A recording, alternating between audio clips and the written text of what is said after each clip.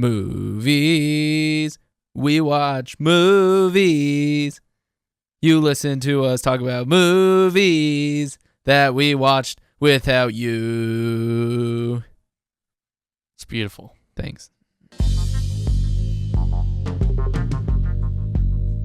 What's up, everybody, and welcome to another episode of Super FilmsCast 64. The name's so nice, Trey's going to say it twice. FilmsCast 64. Super FilmsCast 64. There's a comma. FilmsCast 64, comma. Super. Super. Yeah, like that. Like a name. Like you're doing a name. This is the show where we talk about movies and sometimes TV, because they're both visual forms of media. Visual forms of media. Jeez. You use too much muscles to say that right there. How you doing this week? It's been a week since we've seen each other. You can't say I didn't put in 110% on You're this. always putting in 110%. Laughs and halves, all that stuff. Yeah, it's been a week since we've seen each other. Yeah. How's your week? Oh, man.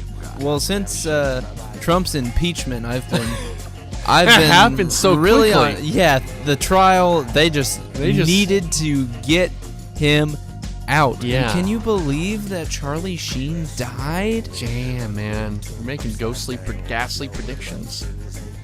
And dude, I can't believe what happened that day.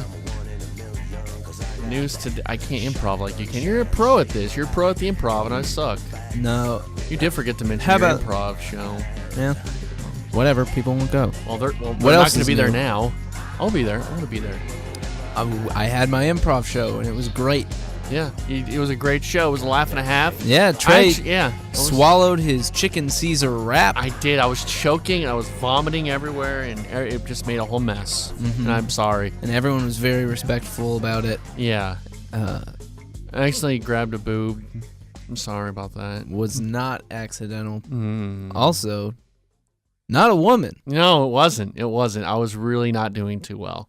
And then we invited you up on stage, and you said that one classic joke, that one classic Trey joke. Anytime Chris Rock tells a joke, I cannot say the James joke, Chris Rock. That joke, that's what I was saying up there, and it just didn't go over well. I thought it killed. It wasn't working. You know, they just went ahead. They said, you know what? Who cares that you don't take classes? Take your diploma. Thank you for my diploma. I'm glad I'm here. And then they wrote you. I'm part of the Watermelons, the Watermelon team. They wrote you a check for $25,000, which was very nice. It was crazy. I don't know why everyone was being so nice. How has it been since you quit the ticket? It's been great. It's really been great. I told Kat that I'm done, and I gave him 2 birds, and I just started flipping over tables and things. And then I went on the air. And when the hardline was on, and I said, grab him by the pussy, and I left. I was done. I heard that. And, Reiner was just like, and I gotta give that kid respect. It was, you know what happened, though? Because it was during White Today Doesn't Suck. Right. And I did that, and everyone was quiet. And then Reiner starts standing up, and he goes. Mm-hmm. Then everyone just starts standing up and clapping. And I'm just walking, and I just fist pump up and freeze frame. Dan runs over, picks you up, carries you out on his shoulders. And then I ride on the back of his motorcycle, and we go off into the distance, never to be seen again. Yeah, it was a crazy week. It was a crazy week. A lot of and for some reason we're still recording up here. Yeah, I don't know. How was your wedding? Did you get married? Yeah, I did. I met a girl when we were on her thing, and I met her, and she's got one leg, but she's beautiful. If you get past the facial scars, she's just beautiful. She's a peach. Yeah, I'm glad you came to the wedding. The way that she crawled down the aisle, she looked so great. Mm-hmm. Oh, it was unbelievable. It was. And when you slid the ring onto her stump, because she's got the web fingers. Yeah.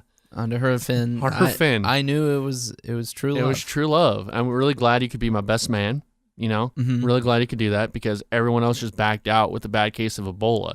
Yeah. So yeah, and thank you for being there. It was really rough, and Yeah. So I was there much- for that trench coat wedding. I was skeptical at first, but I was like, you know what? We're all big Matrix fans, you know. We Yeah, wanted to be the you Matrix. had the sideless sunglasses. I did. And I was like, man, Yeah. that's a good look. I didn't have I just had the ones that flipped up. Sure. But- And we actually had Morpheus there. We had Morpheus. Yeah, He Morpheus. refused to go by Lawrence Fishburne. Yeah, he had Morpheus there. Yeah, and he did the whole sermon, and it was beautiful. It was beautiful. It was beautiful. You know, we cried. he said, "Would you like the red pill or the blue pill?" Yeah, and you knocked both out of his hand. and I gave her a birth control pill. Yeah, right. Because I'm not fucking having a kid. No. And then the honeymoon. The honeymoon. I saw the pictures. How was it? It was great. I mean, we went to Garland, Texas, and oh my god, it was beautiful. It was beautiful. Garland's great this time of year. Oh, it really is. God. Yeah. It's Just when the sun hits you at 110 degrees, you feel the crunch of the grass underneath your feet. Going into Papados. It's great, man. It's beautiful. Wow. Beautiful. It was a great time. Just a busy week. Stayed at a Holiday Inn. Mm-hmm. You know, went to Pancho's Mexican buffets. You raised that flag. Oh my God, we raised that a few times. And now she has a hard time digesting food. right. So I kind of. Oh no, she has the tube. Yeah, the tubes. So yeah. And The when wet- the blender's not there, you just have to shove it right in. shove her right down that gullet. You know, that's what I say. So Yeah, it's great. It's a great time. when she puts the little sensor up to her throat and said, Hello, my name is Mary. Yeah, she's got all that. yeah, she always. But she's got a great personality. She's always reminding you your name is Mary, and you're like, Mary, I know. I get it. I don't know if she really retains memory either. Like, it's kind of tough. She calls me like Carl a few times. I don't know what's going on with her. Yeah. You know. Anyway, as far as I go, what you been up to this last week? Oh well, I decided to get some new hair. Yeah, I saw, man. I got the implants finally. The implants, you're looking The plugs. glorious. Yeah, it's all flowy now, and you know it looks a little infected, but I think it will be okay. You know, it's just kind of glorious hair now. Yeah, and I got that one. It's a weird color you chose, though. You know, I don't know. Yeah, it doesn't really fit anywhere on the visible spectrum. Yeah, but yeah. I'm told ultraviolet. If you have it kind of certain burns my goggles. eyes a little bit to look directly at the hair. Right, I did that mostly because I was tired of getting dirty looks on Dart. Yeah, yeah. You know, because of the situation. Yeah, and we need to talk about that. Like, have you gotten that checked out with the doctor? I've lived with having an incredibly large penis for so long. It's a little distracting when we do the show. I mean, it just keeps growing. And yes, I got it gauged. Okay. Oh, yeah. You got the little piercing in there? Yeah, I got it, and you know, you just get a little bit bigger and a little bit bigger, Yeah. and then next thing you know, It's zipper bursts. Ugh. Yeah, you can't have that. You probably should take it off the table. It's a little, it's just germs and all that. Well, you know. I suppose let me get my reel. Yeah.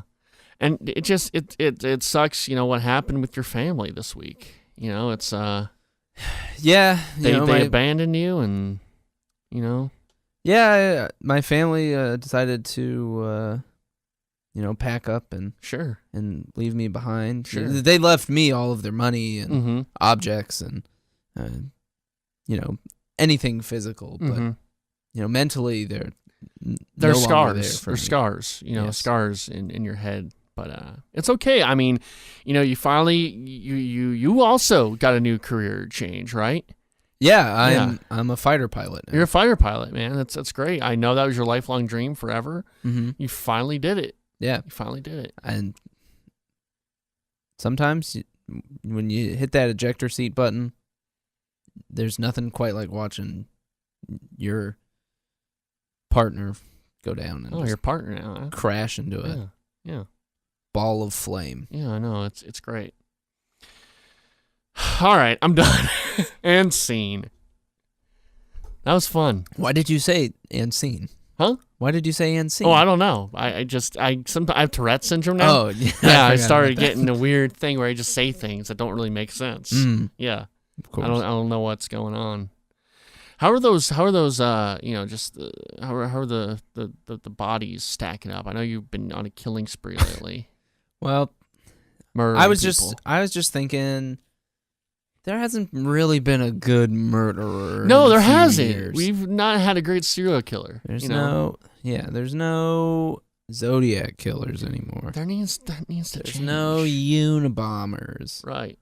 And so, yeah, I dig a big pit, and then I encourage people with, union credits.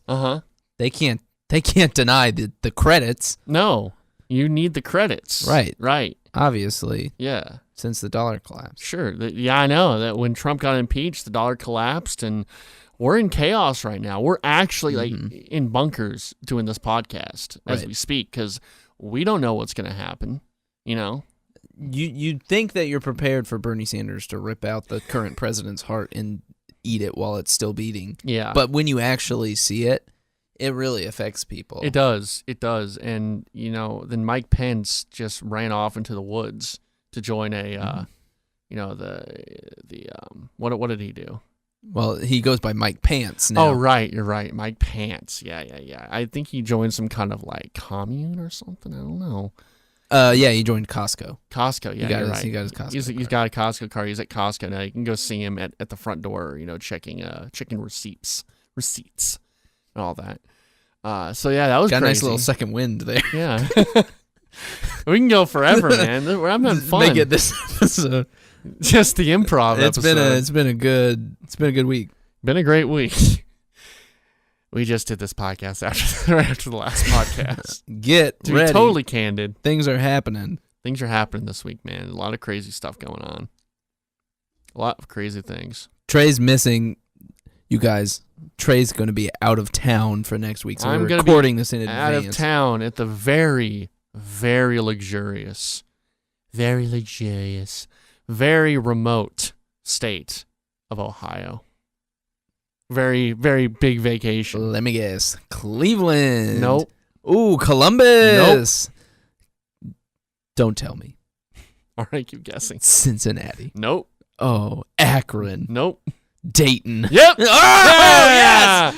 Yes! Actually, Springboro to be more exact. Then that wasn't right. Well, I it's a suburb of Dayton. I'll keep guessing. It's like Plano saying Williamsburg. Oh, yeah, sure. There's probably a Williamsburg there, right? I know there's a Miamisburg. It's right by Springboro. Miami. My dad went to Miami of Ohio for college. Really? He did. Oh. How you see there? I didn't know that. Where's your dad from?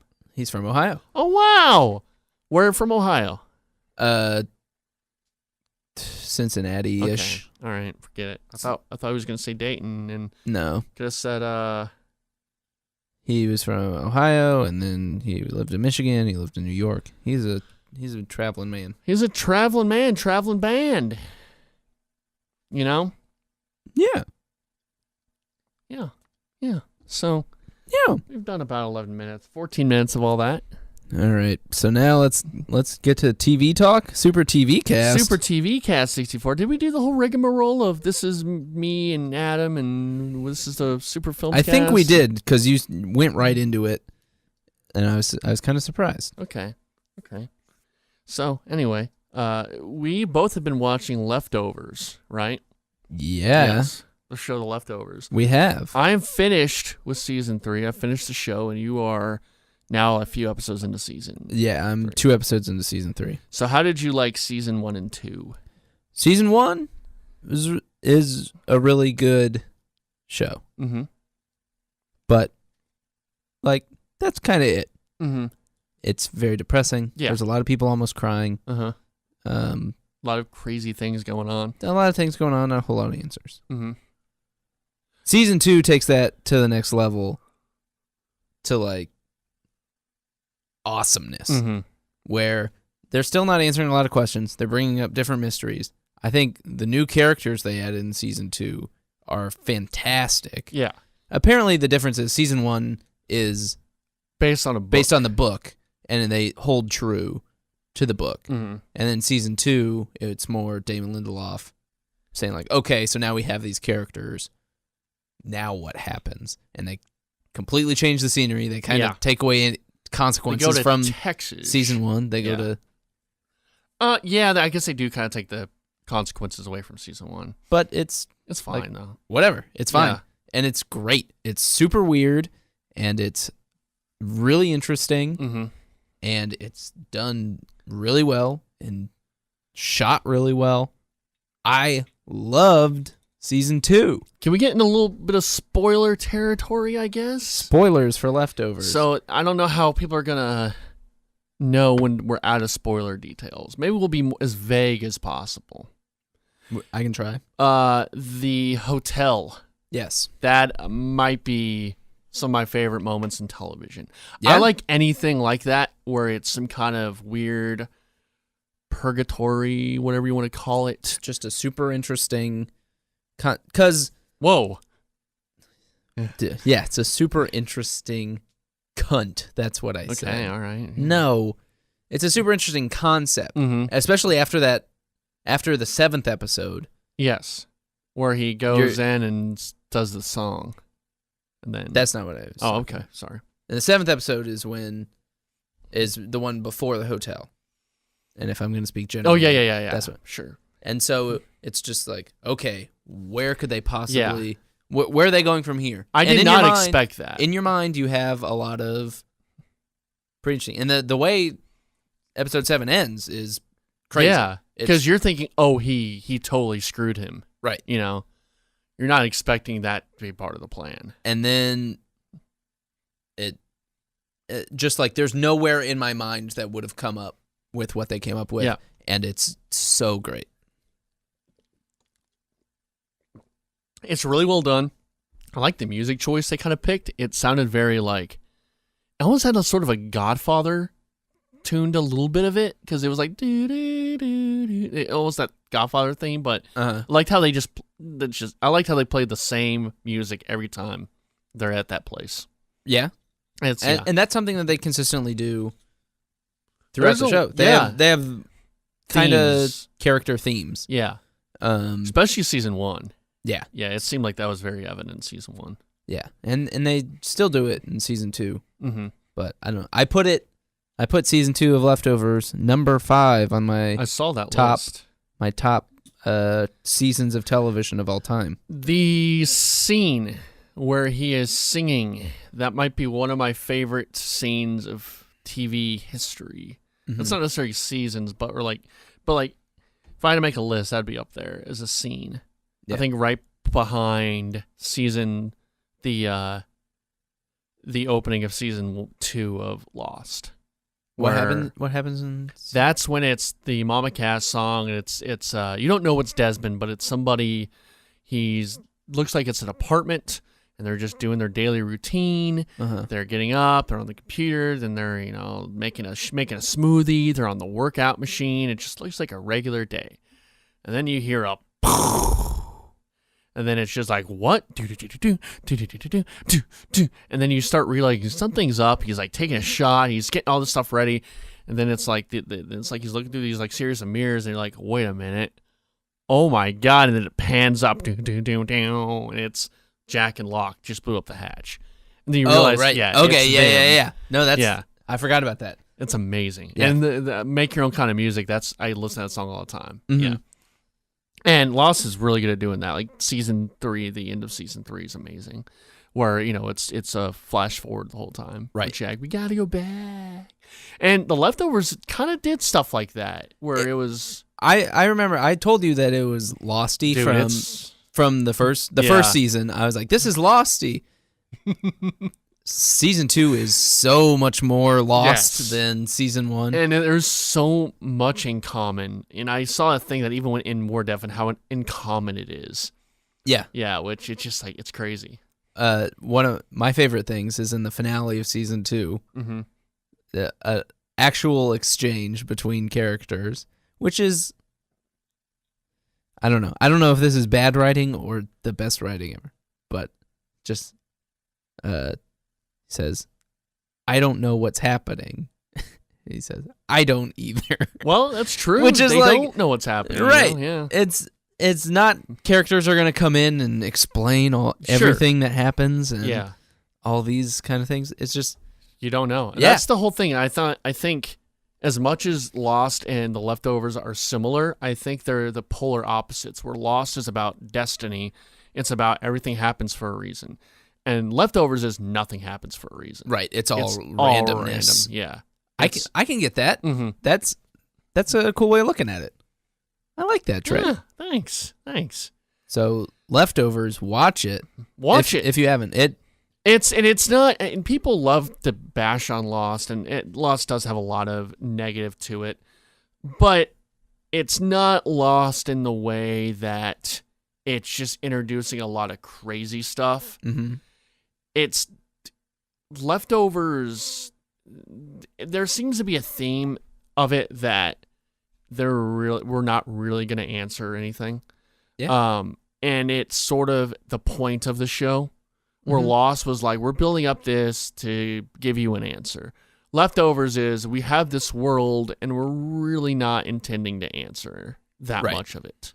Yeah. Even though I don't want to give too much away, but it's like, there's answers, but not like these overarching answers. Mm-hmm. You know, you get a little bit, but not a whole lot.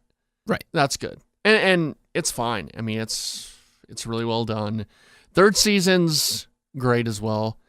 I think the pacing's a little off in the third season. There was 2 episodes. There was an episode where I thought I had missed an episode, and I'm like, no, it's just a weird. It's really weird. Is it? Well, I don't want to know. It's mid-season, but like a of season time 3. jump or somewhat. Well, it's like they just started it off. Not even a time jump, but they started it off in a weird place, just in like the middle of something. Yeah, where it's like, oh, did I miss something? And it just wasn't. It was a little weird.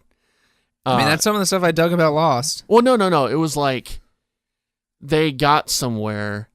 Okay, the last episode ended with them getting somewhere, and then the second episode, the episode after that was like they're in the middle of a conversation. Okay. Of like, okay, well, they went from there's point A, point B, point C. Right. They totally missed point B, just went to point C. Yeah. Yeah, it was just sort of off. It wasn't like a time jump. It was just like, it was a weird just way. cut through the whatever. Boring stuff. Yeah. Anyway, great show. Where would you put it in your top shows? Maybe. We have a list, right? Oh, you see, this is how we tease. Yeah, that's how we tease. Okay. Interesting. Okay. I'm trying to. So you're glad you watched it? Yeah, I'm glad I watched it. I liked it all. I think the second, just because of that stuff we talked about in the second season, I think it might be my favorite. Would you? All really good. Do you think that it was served well by having a third season? I've heard that question before. Yeah, I think it is, because the second season kind of, it ended, but there wasn't necessarily closure. Mm-hmm. It kind of ended. I mean, it ended great. It was a great ending, but it wasn't like, I mean, that would have been a really cool ending for sure. I thought the first season ended pretty well. It could have been its own thing. Yeah. It definitely is basically its own thing, just because of the way the stories are separated. Yeah, definitely. I thought. I think it's not necessarily necessary, but I think it's definitely. But you want more? Yeah, sure. Yeah, I feel if there after season 2, if there wasn't more, I would be pretty upset. Yeah, because you're like, okay, well, what's going on? What is, you know? And even if you don't get all the answers, just and like very Damon Lindelof fashion, it's a love story more than it is a overarching mystery, and I think that's what got lost in translation with Lost. Is that they were really making it about the characters, not about the mystery, but they didn't really make that evident. That's a big thing, and I think a lot of that is a huge benefit. Not a benefit. It's the advantage, the difference between having Evangeline Lilly and those guys, between having and Carrie Coon, who is fucking incredible, so good. She is so good. I love Evangeline Lilly. I had a big crush on her. I think that, but yeah, part of it is Carrie Coon's character has more to like sink into than Evangeline Lilly did in Lost. I have to run, Jack. I gotta run everywhere. Right. Yeah. definitely. Yeah, I think the character, and that has to do with sort of. No, I do think there are still archetypes that are very like Jack and at least in the first Jack season, and Kevin are pretty very similar. Similar, yeah, very similar. Even in like season 2 and season 3, and yeah, there's a lot of similarities in characters. Like John Locke and Matthew were extremely similar. Yeah, that's like it could have been John Locke. It could have been Terry O'Quinn playing that character. Right. You know, yeah, definitely. Yeah, that's very similar. So yeah, there's definite similarities in the shows, especially like in season 2 with like the John Locke and oh yeah, Matthew's wife. Yeah, the wife. Like that's like that straight up. That's the exact same plot point. Yeah. We have a special place that has miracle abilities. Right. Exactly. Oh well, okay. We see where you're going here. Mm-hmm. Yeah, exactly. Which is great though. I mean, I'm into that. I dig it a lot. Yeah. So it's like I almost I would almost have to put it in my top list of shows. You know. I just know they almost didn't have a third season. Yeah, I know that because after the first season, viewership dropped a ton. Mm-hmm. Which I don't know why. Well, because it was so different. I think at the beginning, it's a very dark show too. Like it presents questions that are very uncomfortable to talk about. Yeah. And critics came around on it. In the second season, the ones that were very much against it in the first season came around on it in the second season, and I'm sure if there was a fourth season, there would probably be more of a bounce back because I feel there's like a delay in when you get people to watch. I think this is something that more people will watch in retrospect than did. Oh, I agree. When it was on the air. I've been hearing about it more now than I did when the second season was around. Yeah.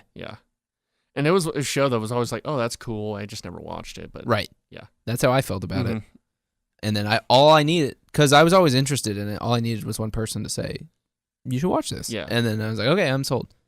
I was promised 2 perfect episodes in season 2, and I got 2 perfect episodes in season 2. What 2 were they?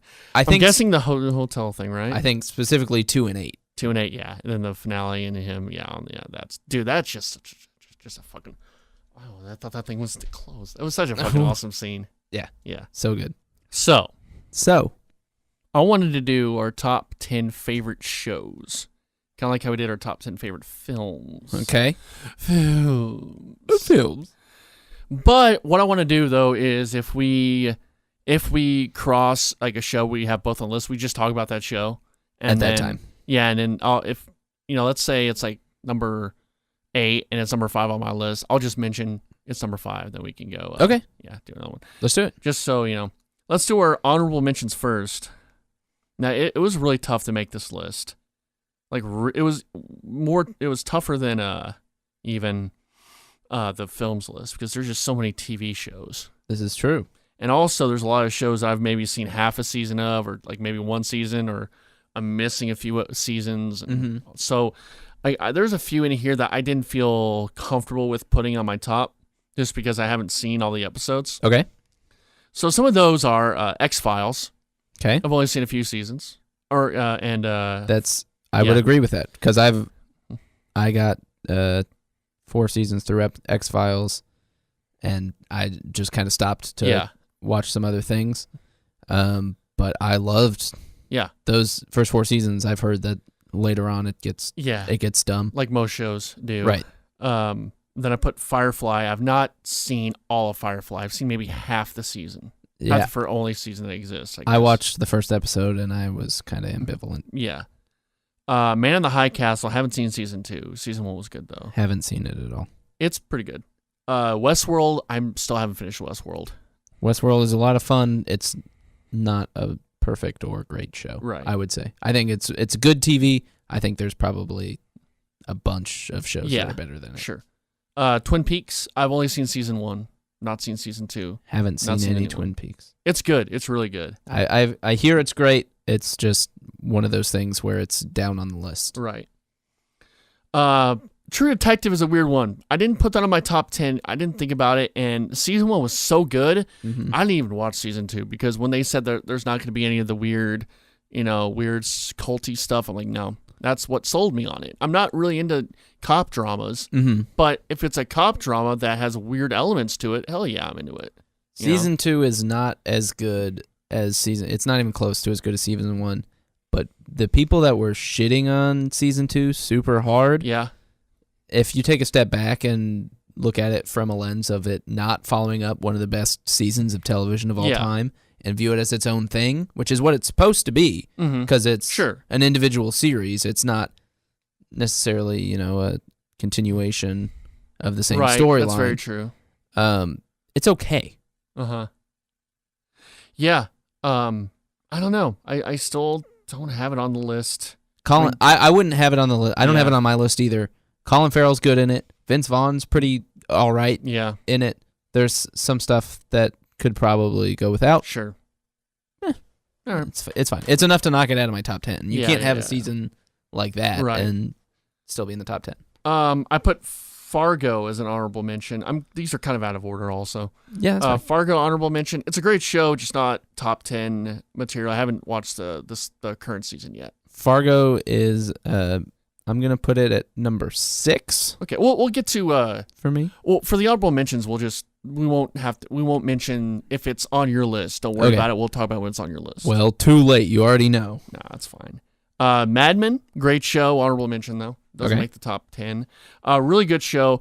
One of those shows though, I couldn't tell you what episode happened in what season. It kind of all runs together. Yeah. Yeah, definitely. Game of Thrones. That is a little lower on, like, if I had to rank it, it would be a little lower. I like it, but not, like, that much. It's good. It's fun, but I just can't get over that they're having a Game of Thrones bobblehead night at a ballpark.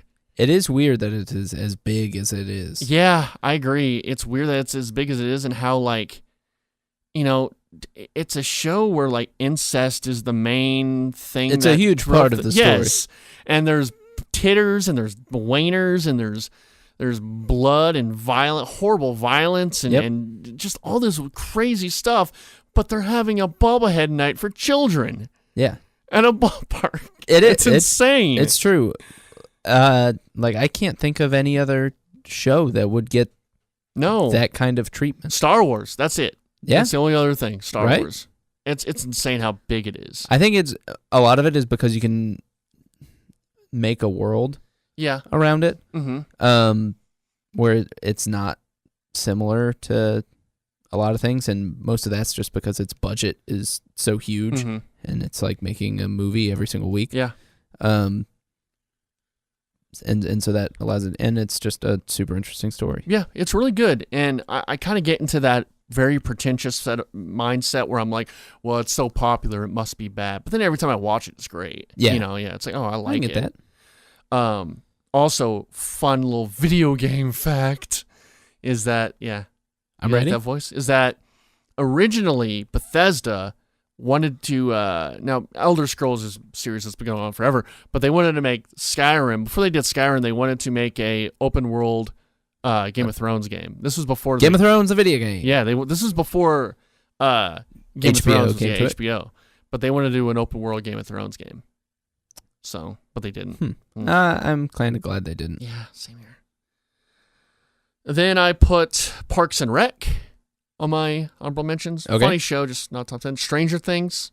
Okay. Also. That's one season. It's tough. Yeah. That's like people that put Biggie and Tupac in their top rappers. Yeah. Like, Biggie had 2 albums. Like that's. I do have one show. Well, actually 2 shows technically that are kind of like that, but I'll give you a reason why. Okay. I think it's a little different because that's kind of how story arcs going are done. on. Yeah. But I put. And I kind of didn't spend too much time on the list, so maybe things could go up and down. It's tough. It's really tough.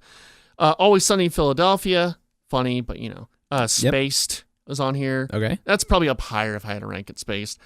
Alias is on here. Just want to give a shout out to Alias. Just you guys, shout out to Alias. Shout out to Alias. Jen Garner's having a real tough time right now. She broke up with the Batman. I do like that. Shout outs to you. That was my first exposure to, Jesus, forgot the name again.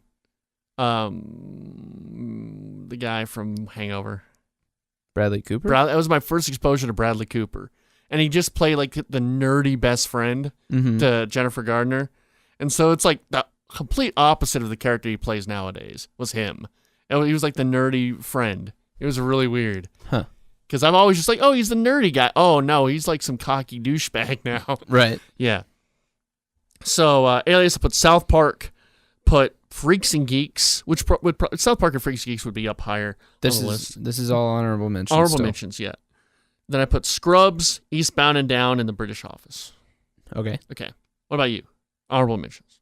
Honorable mentions. I'll throw out. I'll put Review from Comedy Central. Okay. Is an honorable mention. The first season is so good. The third episode of Review. What's Review? Do you know? No, I don't. It's a concept. It's a written show where instead of reviewing movies or video games, he reviews life. And so people submit things for him to do, and he does them. So one of them is like, what's it like to get addicted to drugs? So then he has to get addicted to drugs and then review the experience. Is this with, I'm thinking maybe something else with the Super Size Me guy. No. Oh, okay, no, I'm no, thinking no. something else then. Okay. It's not, it's a scripted show. Okay. Oh, I see. Yeah. Oh, it's a fake show. Yes. Okay. It's probably making fun of that show then with, basically. Whatever his name is. I can't believe I'm blanking on his name. I'm blanking on a lot of things, so anyway, don't get mad at me. The third episode of the first season of Review is my version Morgan of Spurlock. a Morgan Spurlock. Yeah. Yes. Okay. Is your version is my version of a perfect comedy episode. Okay. Everything is just so good. There's a nice little twist at the end that just makes everything super wrapped great. up very nicely. So good. I'd put It's Always Sunny in that group as well. I'd put Better Call Saul. Okay. I've not watched it yet. Better Call Saul, I think in a lot of ways, not a lot of ways, in some ways is better than Breaking Bad. Okay. In some specific ways. It's really strange because it's basically two shows. There's the stuff with Mike, which is more of a traditional, what you would expect out of a Breaking Bad prequel. And then there's the Saul, Jimmy McGill stuff, which is like a law drama sort of thing. It's very slow. Yeah. But the character building is so great. And when it reaches to a point where things just explode, it is so perfect. It's amazing. I love it. I love it. But there's like, I don't know, there's not enough pop to most episodes because it's such a slow build that the series as a whole, I think, is almost better than the whole is better than its parts. Sure. If that makes sense. Sort of like Mad Men, I think. Mad Men's sort of like that. Yeah, but even Mad Men, it is similar to Mad Men in that way. I would agree. But there are even more like iconic moments. Sure. In Mad Men. You're right. Like the carousel and that's what the money's for. Never say thank you. Yeah, there's a lot of good moments. Dude, Peggy's awesome. I love Peggy. Peggy's great. Peggy's a super well written character. Now she's in The Handmaid's Tale. Still hot. I have a weird crush on Peggy, even though she has a weird look, but I kind of dig it. It's not like hot, but it's like, oh, it's interesting, you know? Yeah. I don't know. I can get behind that. All right. Seinfeld. Yeah, so I didn't put Seinfeld on here. That's my. I've only seen a little bit of it to give it a fair grade. There's going to be a recency bias, sure, in all my stuff. Kind of like we said when we did. Our movies. Yeah, because 100%. It's not the same. Yeah. Lost is going to be on my honorable mention list. It's fine. It's great. I didn't get caught up in it while it was happening, and I feel like I missed out because of it. And it took away. I think that's a huge reason why I love it so much, is that I was in the moment with it. Right. Yeah, 100%. And because I can totally see how if you went back and watched, I don't know, Game of Thrones, Mm-hmm. how, kind of like the week by week Mm-hmm. routine of anticipating and enjoying it and talking about it for, the whole rest of the week. And you're just what's so gonna happen excited. Oh God, oh my God. Yeah. So you watch the previews, and I usually spent like 2 hours online, just like what's everyone talking about? What? Yep. Oh, I didn't notice that. I didn't notice this. Right. Yeah. So Yeah, definitely, 100%. super, super good. It goes on too long. There's like an entire season during the writer's strike, which is kind of bad. Well, season 3, we can go into it when I talk about it. Okay. Yeah, which Let's see.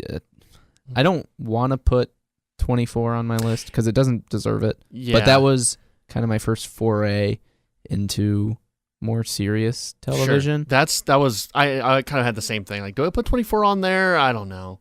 But yeah, it was one of my first shows I watched a lot of too. Yeah. Yeah. So I think that's probably Nathan For You, which makes me laugh probably harder than are you familiar with that? No. It's another Comedy Central show. Okay. But this is part reality, part fake. Okay. Where is it like a Reno 911? It's more real than Reno 911, but Okay. kind of. Almost like a hidden camera show? Yes. Okay. Except this guy goes into businesses and pitches them on ideas for how to make their business better. Mm-hmm. And so it'd be like in one episode he goes to a realtor and says, "You're going to be the only realtor that can promise ghost-free houses." All right. And they go, and it's kind of just pushing these people to see how far they'll be able to go on everything. Sure. And he's this guy who just like only wants a friend or like a girlfriend, and there's all these beats to it. He did the dumb Starbucks thing. Uh-huh. That was one of his, is to make a parody Starbucks and call it Dumb Starbucks, where everything just has dumb in front of it, and it blew up. He's made a couple viral videos that have tricked people. It's great. It's like the less offensive Amazing Racist. Yes. Yeah, kind of. Yeah. I mean, it's done differently, and it's more telling I just wanted to say Amazing Racist. Yeah. It's telling a false story Yeah. using interactions with real people as well. Okay. It's so great. It Okay, just goes to show how willing people are to say yes if they're on camera. And sure, yeah, 100%. And or a mic in front of them. Yeah, and that they just kind of want to do things either to get popular or get their time on air. They're willing to go along with kind of like whatever. Any segment here, Gordon or Corby with wireless, like, oh my god, they're going along with that. That's weird, you know? South Park would also be on my list. I have a lot of Comedy Central shows on there. I probably don't. Atlanta. South Park's kind of its own thing, though. Yeah. Atlanta, if that continues, as well, I could see that going up there. I haven't watched that yet. It seems like a show for people cooler than I am. I guess. I don't know. It's enjoyable. It's Donald Glover. Okay. But it seems like it's a lot of like rap references and like hip hop references. I don't really. There's some. Yeah. It's. Okay. I mean, it's more about. It just seemed like TC and Jake really enjoyed it, and for reasons that I probably would go over my head. Maybe there's probably some things that would go over your head, but for the most part, I think you'd be okay. Okay. With it. It's. I mean, I like rap. I know who Biggie and Tupac are. I know who Lil Wayne is. Yeah, it's a lot more like the early part of Get Out, where he's like uncomfortably around like white people. Okay. There's some episodes that are a lot of that. Okay. There's some that there are just no white people in it at all. Oh, I can't do that. So yeah, I don't know. That's I guess those will be my end of my honorable mentions. If I think of something else, I'll yell it. Okay. Number 10 for me is a show that's gone down the list significantly, but I feel like it needs to be on my top 10, is the HBO show Carnival. Okay. You ever heard of this? I have heard of it, yes. Yeah. It's takes place in the 30s, right before World War II. It's a lot of like kind of prophecy, religious prophecy, this like Knights Templar stuff, and it's about a kid who gets picked up by a traveling carnival, and this kid has like healing powers. And then on the other side of, actually not the other side, it's in California. There's a preacher who's up to some weird shit. Uh-huh. And pretty much it's the whole season one is them merging together. And there's all these images to the atomic bomb and Hitler. And it's like, and it's about this war that's been going on for thousands of years between like entities of light and darkness. Really weird, really cool though. I really enjoyed it. It kind of encompasses a lot of things I like in TV, like weird, apocalyptic prophecy and strange characters and strange mysteries and all that stuff. Okay.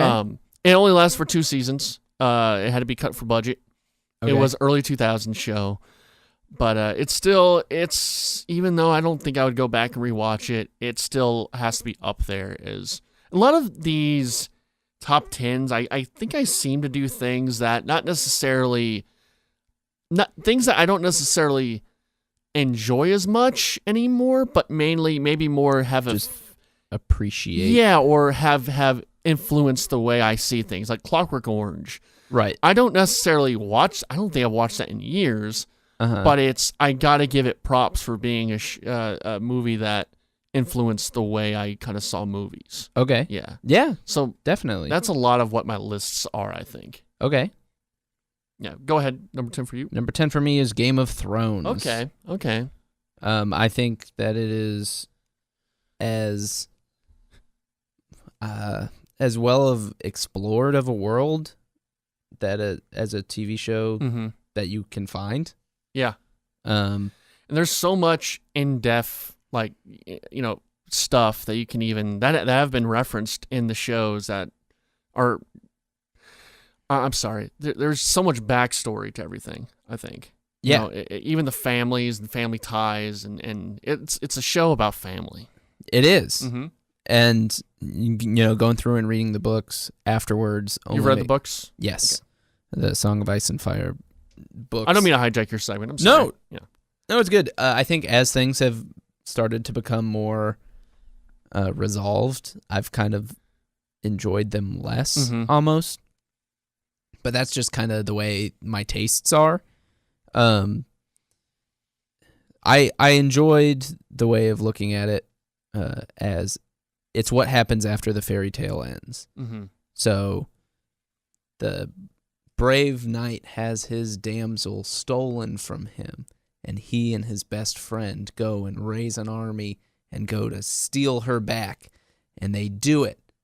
And it's great, and that's when the fairy tale normally ends. Right. And then the king really likes fighting more than he likes leading, and his friend really comes back with a baby and does all that, and it's just kind of shows kind of what happens afterwards. And sure, that's a good way to look at it. I've never seen it that way. Yeah, I like that. I think it's interesting. It is very interesting. Do you have a favorite Game of Thrones moment? Because that's another thing, is they have a lot of... I didn't read the books until after I watched the show. I've seen it up till when Tyrion kills his father. I haven't seen it past then. Oh, so you haven't seen the last few seasons. Okay. I kind of know what happens, though, and I figure, certain things happen. I'm trying to think of a moment. Man. How did you feel about, like, the Red Wedding? Oh, yeah, that was a big one. That was crazy. And I like that moment, too, because I liked that everyone was so upset, and it kind of shows... It's interesting why they were upset, because it wasn't necessarily two of the most popular characters. Right. It was the two characters that could get justice done at the quickest amount of time. Yeah. Those are the two people that could get matters in their own hands and bring justice. Yeah. And anytime it seemed like there was something was going to go a certain way, those characters would die. Now I feel like they're to a point where those characters don't exist anymore. Yeah. And the show is kind of losing what I liked about it. Yeah. Is that because the first season, Sean Bean. Eddard is Yeah. The dude. And I liked him so much. I'm a big Sean Bean fan. Yeah. And it's like, oh crap, I'd never read the books. And No. And I remember like sitting up because I watched it in bed. Yeah. And just being like, what? Yeah. It was pretty fantastic. Man, I'm trying to think of like my favorite scene. I don't know. I like the whole, I mean, there's a lot of cool interactions, like where Jamie and what's her name, the big lady, where they had like Brienne?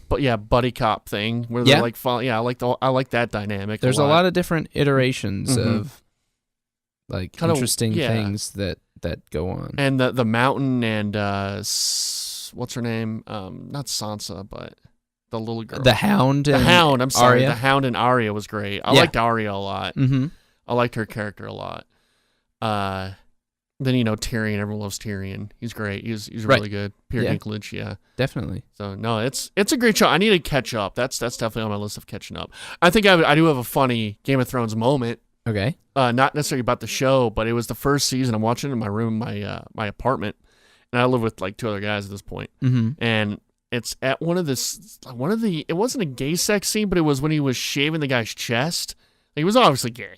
Okay. And I'm like, man, it would really be awkward if one of my roommates, because this was when it was like not popular, like no one was really talking about it, and it'd be really awkward if one of my roommates came in my room right now. And sure enough, my roommate comes in my room. He's like, "What the hell are you watching?" I'm like, "Dude, it's Game of Thrones. It's fine." It's like, "Is that what they do in that?" No, not all the time. It's okay. Don't worry. Yeah. I'm not watching porn. Yeah. You jerk. So that's funny. All right. You're number 9. My number 9. Here's where I'm putting some of my comedies. I have a really hard time kind of separating all of them. Yeah. So for number 9, I put Curb Your Enthusiasm. All right. Actually, you know what? Ooh, no, it's too late. I was about to change it up, but actually, you know what? I'm gonna do. Never mind. I'm gonna put The Office here. There's no rule. Okay. I'm gonna put The Office here because Curb Your Enthusiasm has been good all the way through, and The Office kind of waned. So I'm going to put The Office. The first few seasons of The Office were amazing. And it was really very thoughtful, a very thoughtful show. The British Office is good too, but I just feel like, I don't know. And it's also a lot of nostalgia. I watched that in high school. And there was like the whole Jim and Pam thing in my mind, which wasn't reality, but it kind of, there was a girl I liked. I thought of me as Jim and her as Pam, and her boyfriend was Roy. Winking to the camera. Yeah. Giving some shrugs. I was always shrugging and winking. Did you pull any pranks?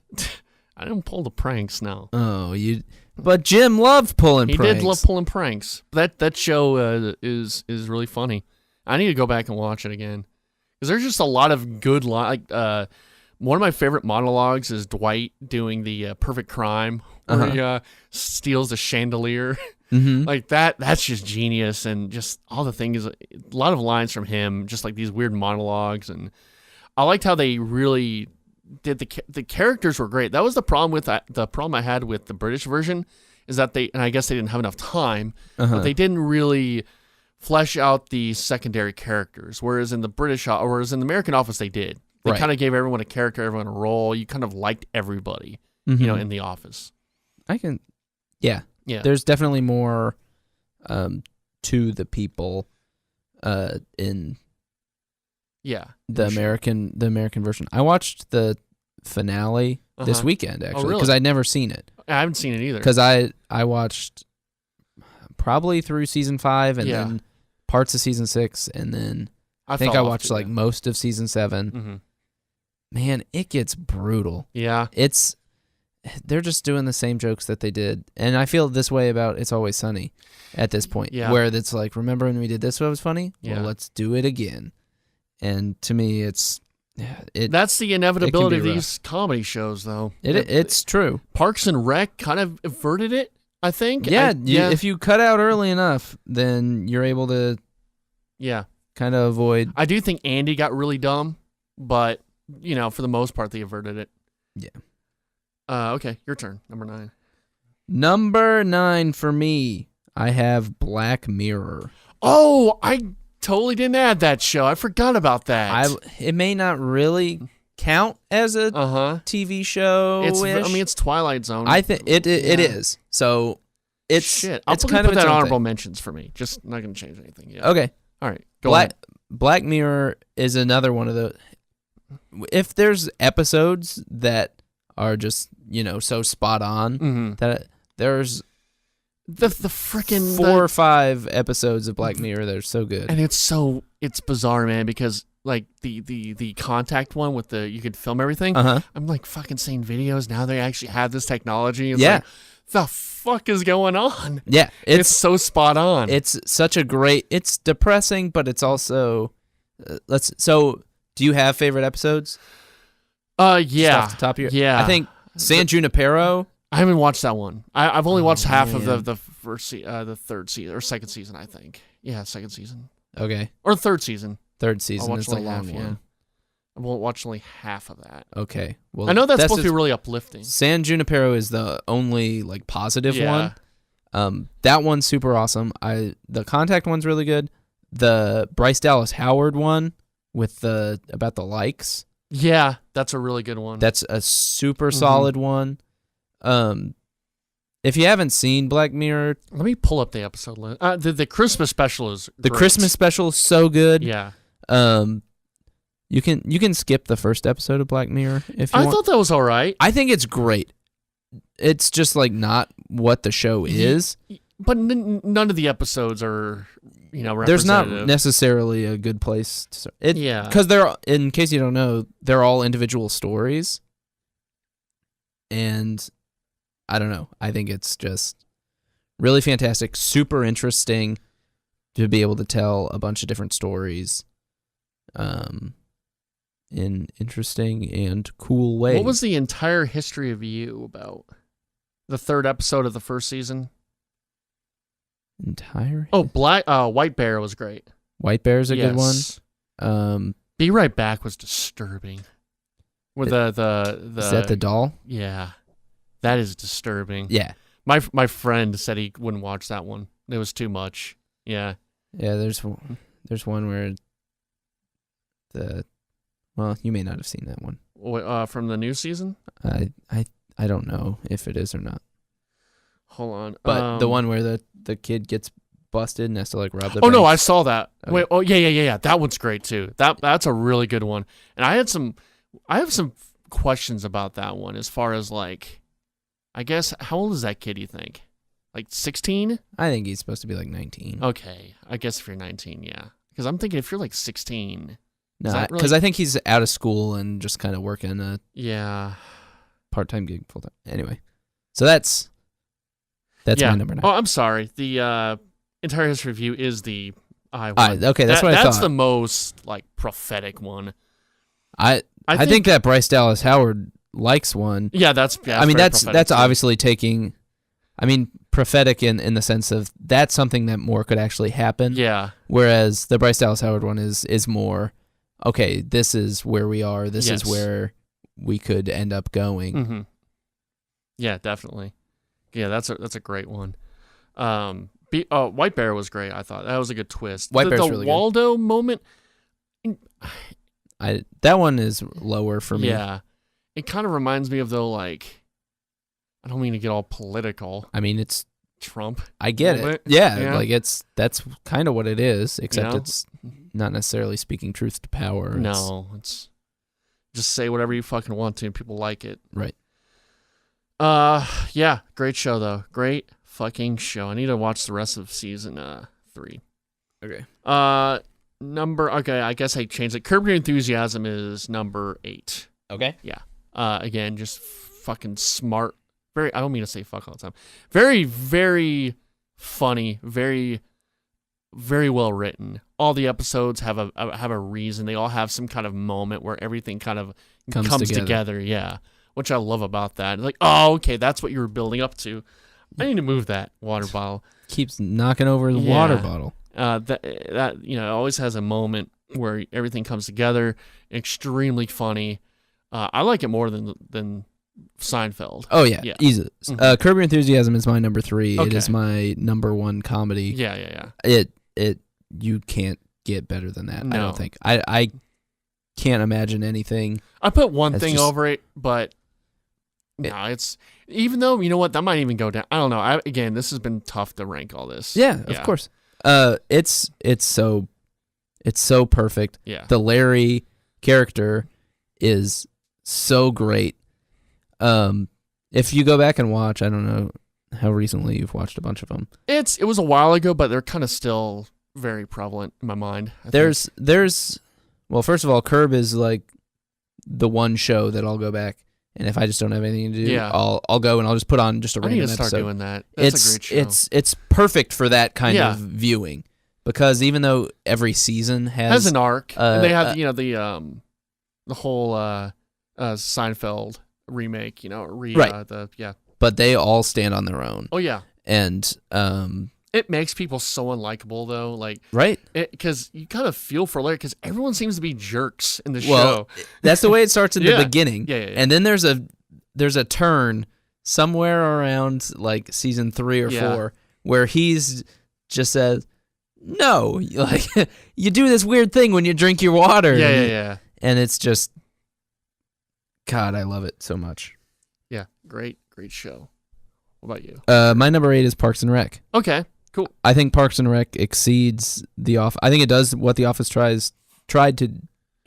Not that The Office failed. The Office is great. Well, here's how I see it. The Office started here. Parks and Rec started here. And one of them is higher and one of them is lower. Yeah. Parks and Rec's maintained and The Office went down.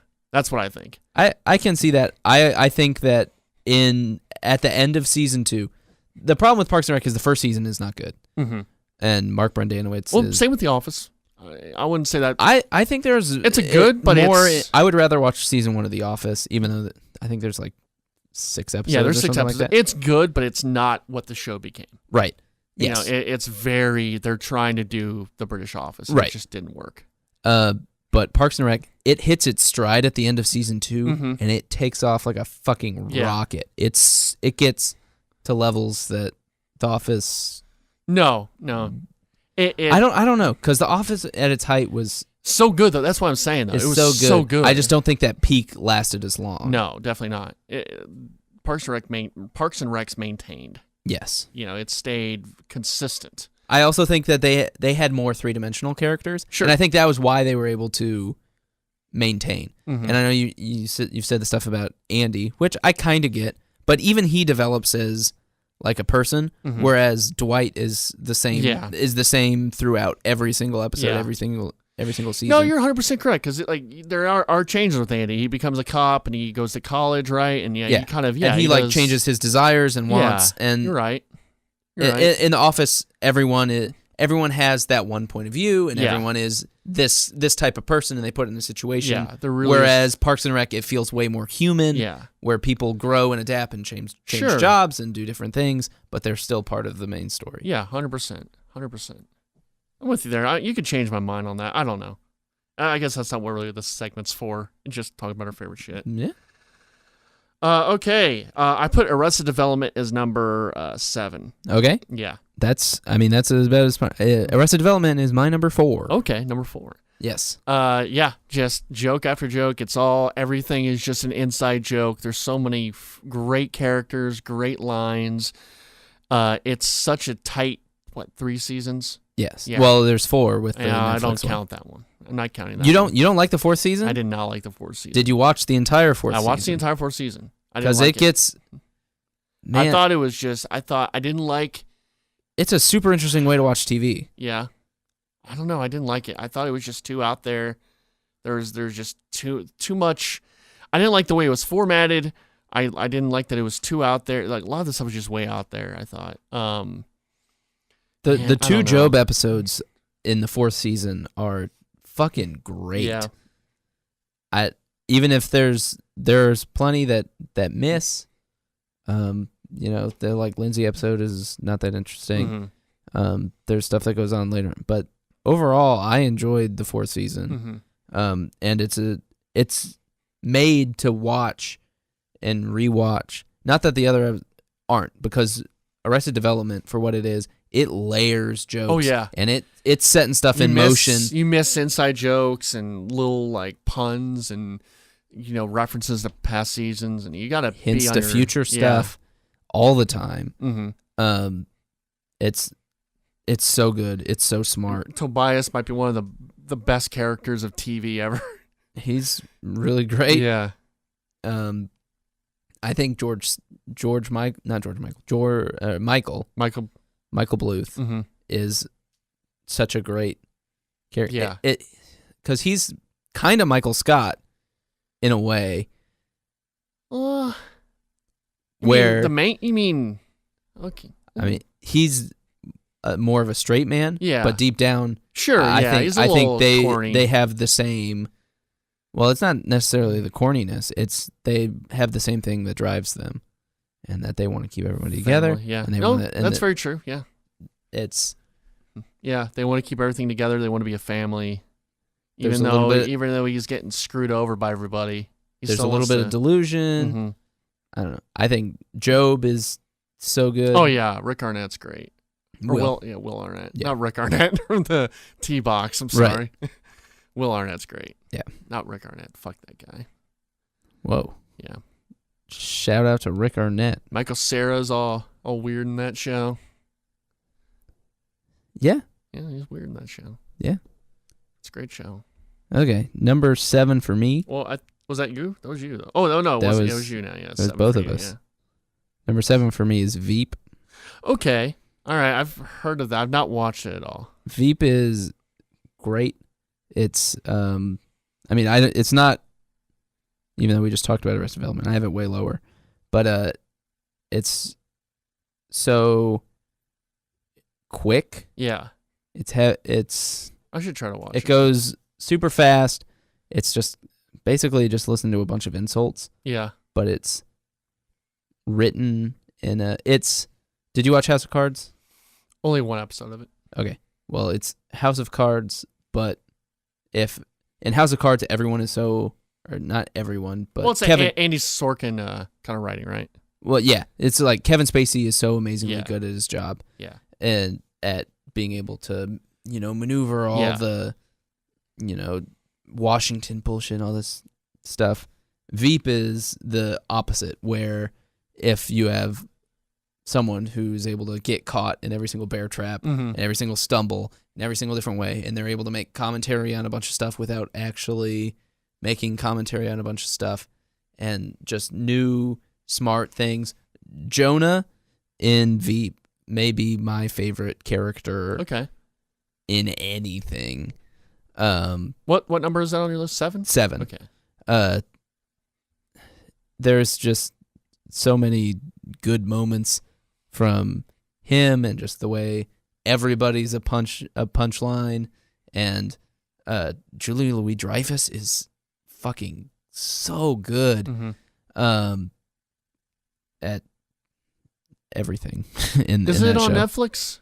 It's on HBO. Oh, okay, HBO. All right. Yeah. I might check it out. I might check that out. All right. So now I'm kind of going into more of the dramas. I put The Wire at number 6. Okay. The Wire is my number 1. Number 1? It is. Oh. You want to wait till we talk about that at your number 1? No, let's talk that's about fine. your number 1, since it's number 1 for you. Okay. Yeah, let's do that. All right. It's fucking amazing. And I think everyone going into politics or law or government or police work should see that show. It's required viewing, I think. So my number 6 is Mad Men. Okay. Where, to me, Mad Men was kind of the beginning of. It's not. I guess it's The Sopranos, but prestige TV outside of HBO. Sure. Where. Yeah, like that show. I'm always like, oh yeah, HBO. Oh no, it's not on HBO. I forgot. I always think it's an HBO show, but it's not. Yeah, it's. Yeah. It's, and the thing is actually, so The Sopranos, whether it's The Sopranos or The Wire or Breaking Bad, they kind of always have a crutch where they can fall back on like crazy violence or big explosions, and things kind of build to violent moments Mad Men is able to do it where it's just all kind of inter-office politics or, things happening at home, but it still carries the same weight as the other thing. Yeah. Those other kind of shows, and I think that is a really huge thing. Not to take away, the emotionality of the other shows, but I think Mad Men does it even better because it doesn't need to rely on other things for people to watch. No, I really enjoyed that show. And it's so good at portraying that time period. Because I remember hearing, I guess I've not been in that time period, so it's kind of weird for me to say, but I remember hearing so many people saying the show is sexist. And like at the beginning when it was on, it's like, oh, it's just sexist. It's like, well, that's the point. Right. That's the point of the show. It's a look at the 1960s through the lens of the 2000s. Yeah. And so the things that they point out and make really obvious in the show are not necessarily what people in the 60s would look at. And that's not what they're trying to do. They're trying to, that's another super interesting thing about the way they made it. Yeah. Is to show the parts of the 60s that are just normal and are necessarily just made the way they are. And there's a lot of stuff with advancement where they, give Peggy a job. Yeah. And stuff like that. But it doesn't necessarily, that's not what the show is about, really. It's kind of about, and I think the character of Don Draper is very interesting because he kind of comes across at the beginning, he's just this really handsome, but really just a kind of a dick. No pun intended. That's his name. Dick Whitman. Dick Whitman. He's kind of like, he probably went to, college and, like a big college, and he got this big job because of his rich parents. And you kind of peel back the layers. He's kind of a fucked up guy. Like a lot of just, grew up in a whorehouse and just, the whole, I kind of like the theory that Dick Whitman, or that he died and I actually didn't like the theory, but I thought it was interesting that he died in Korea. And this is just a dream he had. Okay. But yeah, just like him. And it's, that show there was a weird point in the show where people were thinking they were going to lead up to I think it was with, what's her name? His second wife. Megan, where it was going to lead into Charles Manson. Oh, yeah. Yeah, because she wore the same shirt. Yeah, and then they're going to L.A. a few times. But yeah, he was an interesting character. Like, he was a really interesting character. Did you ever hear the D.B. Cooper one? I heard about that too. He's going to be the D.B. Cooper. Yeah. Or there's also, where he was going to commit suicide, jump off the building at the end. Yeah, like the opening credits.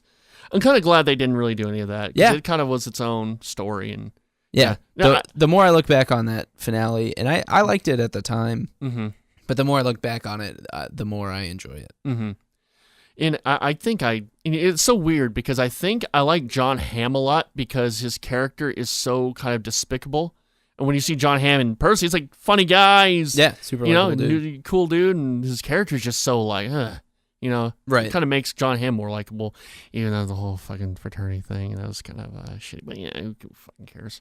People do weird shit in their past. What are you talking about? He did some in college. He did some bad hazing stuff. Oh, yeah. And there was like a lawsuit, but he left before anything happened. Interesting. But he did some really shitty things. But I don't want to let him off the hook, but I think people deserve second chances. I don't know. He didn't kill anybody. Okay. Maybe I shouldn't even get into that All topic. Right. Anyway. Cool. Where are we? So now it's you. You're number 5. Number 5. I put The Leftovers here. All right. Yeah, I think I like that show enough where I could maybe put it in my top 10. All right. Fucking awesome show. And I think the second season had a lot to do with it. I really liked how the second season was formed. Third season was great. It had a lot to say, and I appreciate what it had to say. It's a show that really approaches really hard to talk about topics. Kind of depressing, and for me, I don't necessarily want to think about that kind of stuff, but I get really anxious about that, like death and all that stuff. Yeah. And so, yeah, it's topics we all think about what's going to happen, after you die, and why do things happen? Why is this big disappearance happen? And it has to be this, has to be that. Well, we're not going to give you any answers. It's not what you think it is, and all that. It's just a really thought-provoking show. It's a really dark show, but it's really good. I really enjoyed it. I liked all the weird stuff, and the scene with the music, the song scene might be one of my favorite scenes of in TV show history. I really enjoy The Leftovers. I just haven't finished the third season, so I don't feel comfortable putting it. I understand that. On my list after 2 seasons. I understand. All right. Oh, for me, number 5 is Fargo. Okay, Fargo.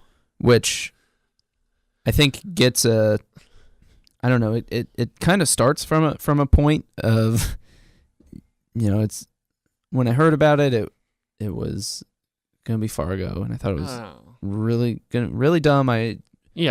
Fargo was, I think it was on my top 10 movies. Sure, I think it was. And I was like, I don't really like this idea. First season almost immediately totally justifies it. Mm-hmm. Martin Freeman's great. Yes, Billy Bob Thornton's great. I liked Billy Bob Thornton. I didn't like him as much as everyone else did, though. I thought he was good, but I didn't think. I think Martin Freeman was better than him. Martin Freeman was very, very good. And he was the guy you follow. Yeah. And so I was like, okay, wow, that's a really good season. Mm-hmm.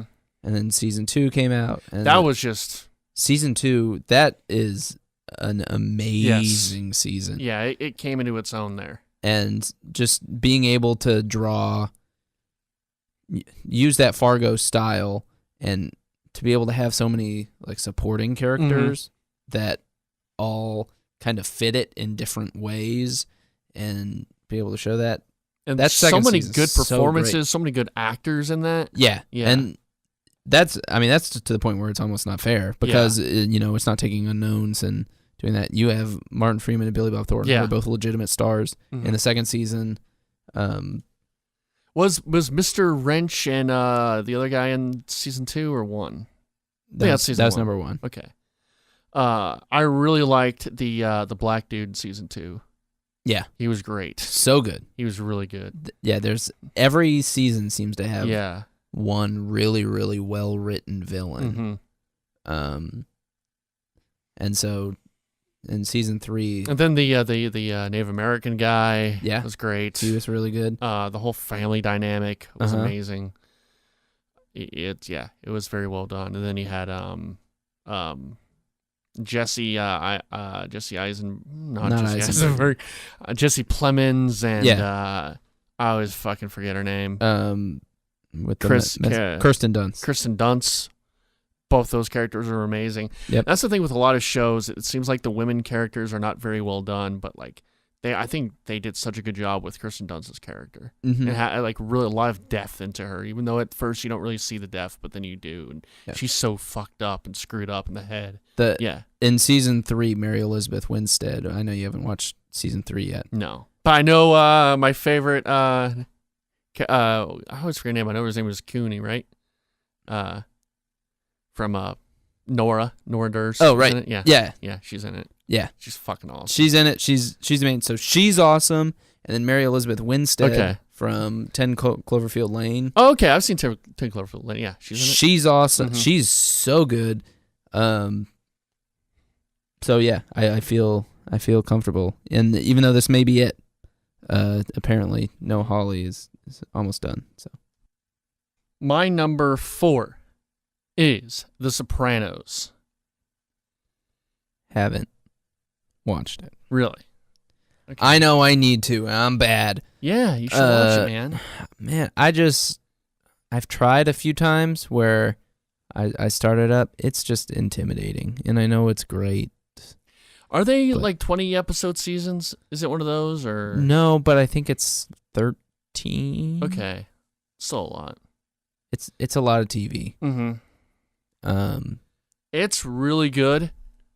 Convince me. Convince you. Yeah. Well, I think it still holds up. I mean, do you like mobster stuff? I don't not like it. Yeah. I wouldn't say I have a particular proclivity for mob. I think it's very smart. It's a lot more about the characters than it is about just pure mobster stuff. A lot of kind of weird stuff is going on. You know, Tony goes to see a shrink because he has panic attacks. Right. There's a lot of not Twin Peaks level, but still odd stuff going. Like he'll have dreams. Mm-hmm. There'll be dream sequences. There'll be characters you just kind of that come up. He'll just see. You know, it's very strange like that. It has a really cool. There's a character named Big Pussy. There is a Big Pussy in there. Character named Big Puss. It's just an enjoyable show, and I watched that my first semester at UNT. I remember watching that. No, it's very well done. I think it still holds up as a great TV show. It kind of changed the game as far definitely. as television shows go on. The classic high-low television where it's high production value, but there's nudity, there's violence, there's gore. Yeah. A lot of gore, a lot of violence, a lot of there's one episode where it's sort of that, and it's kind of become a cliche now, but the whole balance between family and being a mobster. Right. Like there's one episode where he takes his daughter to college, like to see colleges, and it's like this loving scene, but he sees that there's an old enemy. Like a guy who ratted them out. Ooh. And he sees that and he kills him. I guess it's a spoiler, but well, whatever. Who cares? Guess I can't watch it now. Yeah, you can't watch it now. I mean, there's a great scene at the first season where he kind of talks to his family about the little things, and that kind of theme goes on. There's a whole bunch of like themes and sort of. Like there's like all these ducks that fly away, and again, it's a show about family. I think I've watched the whole first season. Okay. I don't think I did. I think I watched like 6 episodes of it. There's a lot of really good characters. Like Paulie Walnuts is amazing. He's an amazing character, and there's a lot of things in kind of neurotic kind of things. Like there's Polly Walnuts is with his mom, and she's taking like all like the dinner, like they're at like a restaurant, and her and her friends are taking all the dinner plates and all like the rolls and putting them in their bag. Like it's really old Italian kind of things that I really enjoy because, I mean, I didn't grow up in an Italian household, but my dad's Italian and my grandma's Italian, so gotcha. Kind of that old Italian thing. It's kind of a lot of that in it. How do I convince you to watch it? I don't know, man. I don't. It still holds up as one of the best dramas, and I liked it because it was just so weird at times, and the characters were captivating. The story was captivating. There was some really interesting, like Christopher, it was a very interesting character, and you're kind of, and it's another cliche. You root for Tony Soprano. Right. You kind of do, and you realize the guy is flawed, and of course he's flawed, but he's a human being that has chances to get out, but he never takes it. Mm-hmm. And he says and he kind of has the same issue like Michael Scott in a way. There's like a few times he said, and he's with his therapist. He's like, I'm going to divorce Camilla. I'm getting out of this. And she goes, you're never going to divorce your wife, but she might divorce you. Like he's too committed to the way he is. And that's what kind of, it is his downfall, I guess. The final scene, about that. Yeah, where it goes cuts to black. Right. The final season, there's like a lot of more. I guess I can. It's not even a spoiler. There's a scene. There's an episode in the 5th season that will remind you of The Leftovers. I read about this. That. Okay, yeah. It's very similar. Where he has sort of a thing, and it's very similar. And then the opening of the final season is really cool too. I really like good openings for seasons, and it has a really cool opening where it's this really odd song that not even a song, it's almost a spoken word. It is a spoken word thing, and it's almost like Egyptian mythology, and it's kind of putting things on different characters. And it's pretty cool. Yeah, it's just a captivating TV show, and it kind of shows the humanity of Tony Soprano, but also shows how much of a monster he is and how many people he hurts, and it kind of his kids are all fucked up, and his kids find out who he is and what he does, and it's a really cool show. And also they have Tony Soprano owns a strip club called Bada Bing, and my dad used to say Bada Bing Bada Boom when I was a kid, so that was great. Nice. I like that. Yeah.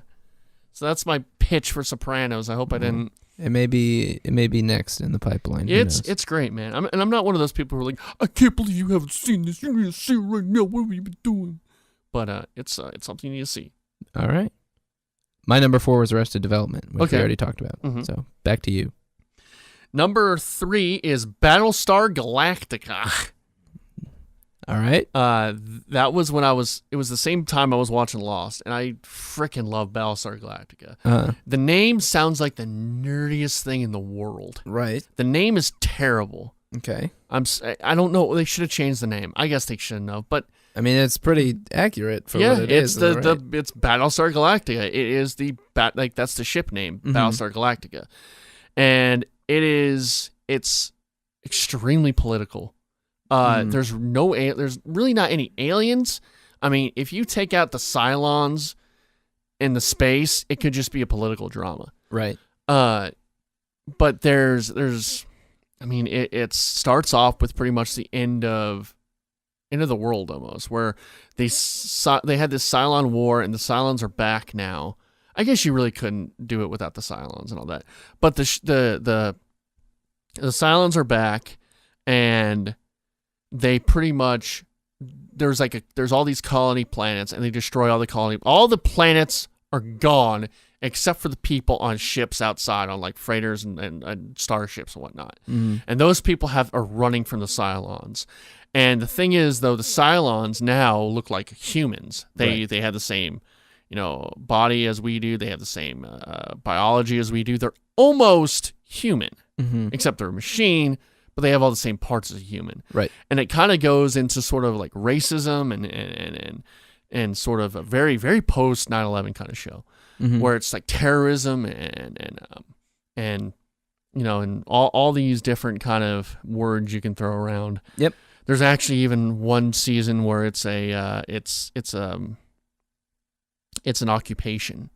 Okay. Like the Cylons are occupying one of the colonies they find.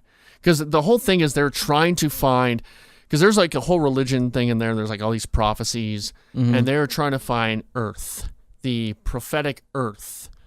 And they don't know, they just know it's called Earth. You don't know if it's our Earth. You don't know what it is. It's just called Earth. They're trying to find that. That's where they're going. But, it's a story. They don't know if it really exists. Right. But they're trying to go for Earth. And they got Edward James Olmos in there. You have a lot of really good characters in there. This guy, Gaius Baltar, who's pretty much Judas. Like, he's like this slime ball scientist who pretty much gave the codes away to destroy humanity because he was banging the hot Cylon chick with the red dress. Always the girl in the red dress. And it's just a really interesting show that like Starbuck, and it's based on a show back in the 60s, 70s, I want to say, which I've never watched it. It doesn't look very appealing, but a lot of the same characters. And Starbuck was a dude back then. Starbuck is a chick now, and she's amazing. She's amazing in it. It's Katie Sackhoff, and she's great in it. And man, it's so good. I recommended it to Jake once, and he shot it down because he said space gay, man. Yeah. And but yeah, because it's extremely political, and it has a lot to do. It was made in the early 2000s, so it has a lot to do with post 9/11 politics, Iraq War politics. It was very evident. Man, it's. I want to go back and rewatch it, but it's an amazing show. What network was it on? Sci-Fi Channel. Okay, it was pretty much the golden goose of the Sci-Fi Channel. Gotcha. Because nothing was as good as that, and nothing has been as good as that since then. Like it was such a high quality show for that channel. I mean, Sci-Fi did Sharknado, right? Yeah. So you're wrong. I'm wrong, I guess. Yeah. What else? I mean, there's stuff I like about shows where there's some like weird like prophecy happening, and then you find out that certain people and the crew are really Cylons, and I'm not trying to get into too much spoiler territory, but certain people are as they seem, and some people are finding out they're really machines, and so it's a lot of just like AI and what does it mean to be a machine, and it's a really good show. All right. Really good show. I recommend it. All right. All right. My number 3 was Curb Your Enthusiasm. So I already talked about that. Okay. I don't mean to keep talking about it. I think I can guess what your number 2 is. You probably can. And it's probably my number 2, right? It could be. I don't know. Breaking Bad? Yeah. Yeah. Breaking Bad. Breaking Bad. It probably is a perfect show. It's about as close as you can get, I would say. Because I wouldn't even say The Wire is perfect. Oh, no. No. Because I think the 5th season is not good. I would say Breaking Bad's 5th season also has issues. Sure. I like where it ended up. Yeah. But there's something not as appealing as like when Gus died in season 4. Mm-hmm. So then you go into season 5 and you're just like, all right, well, we have to make a new villain. Yeah. I don't know. These guys are Nazis. Yeah. Which is like, you got nowhere else to go. You go for the Nazis. But I would have almost liked the builds to go together. Mm-hmm. And I know that they did it because whatever. But whatever. Like, what a ride. Yeah. And that show evolves so much. Mm-hmm. Because the first season, it's a wacky buddy comedy almost. And then they got Jesse and all his issues, and he meets the one chick, and then it's just like drug parties, and then he plays. Yeah, it's a trip for all the characters, and man, it's a ride. It is a ride. That whole show is a ride. It's just so good. Mm-hmm. Bryan Cranston kills it. Yeah. I mean, there's not much to say. It's Giancarlo Esposito is so good. Even Aaron Skyler, she was great. And I feel bad because people were just killing her for the character. But I mean, what else is she gonna do? Right? How is she gonna act? Right. You know? Exactly. It's like I fucked Ted. It's like, how else is she supposed to act? Yeah. It's her husband who has cancer, and now he's not fuck Ted. Yeah, I know. What the hell, Ted? I mean, come on. Ted was fuck Ted. Ted's so hot. He's hot, man. He's hot. Yeah. What are you gonna do? What are you gonna do?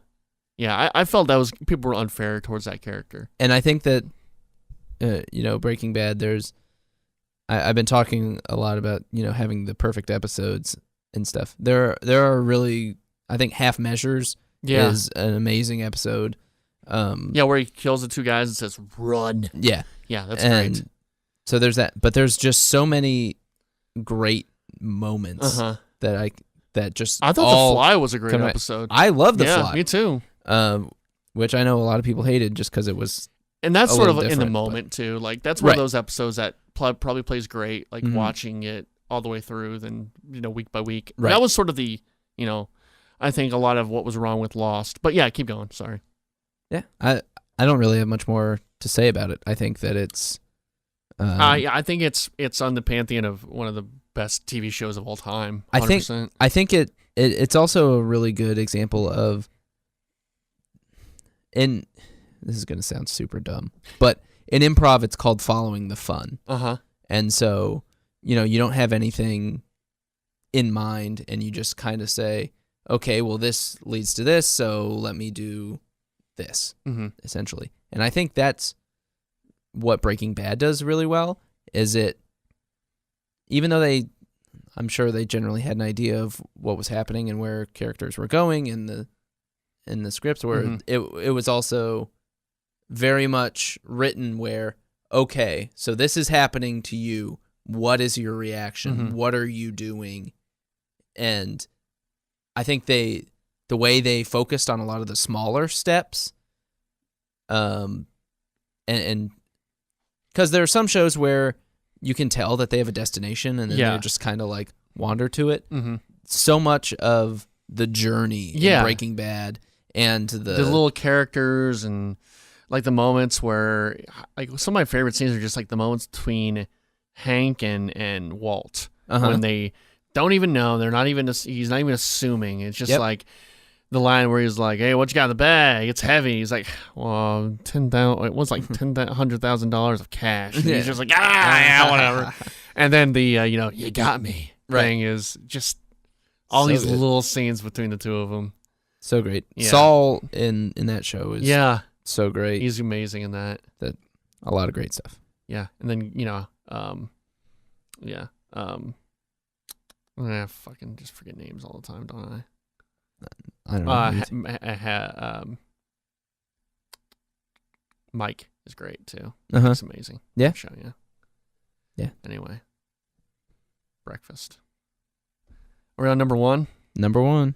All right, my number one is Lost. Okay. Did you guess that? I figured. Yeah, you figured? Mm-hmm. It's weird. I don't know why. I seem to be talking about Lost a lot in the last few months. I don't know why. Maybe I'm kind of wanting to watch it again or something.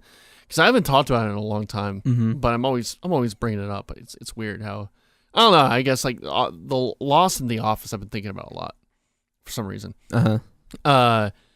Lost. I mean, I can go on forever about it, but it was one of the shows that really influenced me as far as my taste in television and entertainment. And again, I hadn't really watched a lot of TV before then, and then I started watching Lost. Like, oh, this is what TV is. It's just fucking incredible. I mean, the first season is amazing. It's probably one of the best seasons of ever on TV. There's so many really cool stories. Yeah. Told in that season. There's some really cool mysteries. The Hatch is probably one of my. I would love to write a show that has as much mystery and intrigue as what's in the hatch. Mm-hmm. What is you're on an island and you got this hatch that lights up. What the fuck is inside that? Yeah. That was, and I'm sure other people probably have other shows that have other mysteries that are great, but that stuck with me so much, and that still sticks with me when that hatch lit up. It's like, what is going on? Mm-hmm. I think season 2 in retrospect is great. I didn't care for it as much watching it, but I think it's what you're talking about is when you watch something live, it's a lot different than watching it, on Netflix. Yeah, definitely. I think season 2 probably works a lot better as a, binge watching it. Mm-hmm. Thing about Lost is that it was sort of an anomaly because it was right in the middle of the TV renaissance with Sopranos, The Wire, all those shows.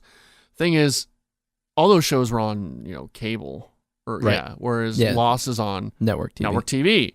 And that kind of stuff doesn't really work on network TV. Mm-hmm. And Lost, the first 3 seasons of Lost were 20-something episodes. Yeah. It did not need to be that. Right. The first season maybe, but yes, as far as the rest of them, it did not need to be. So there was a lot of padding.